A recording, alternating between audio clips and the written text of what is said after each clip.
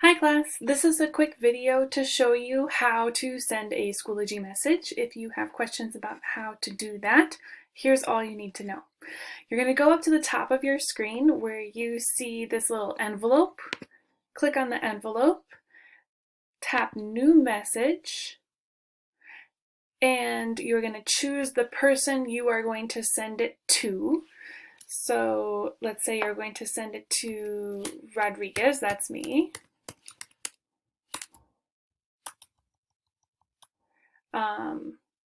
You would type in their name and it should pop up.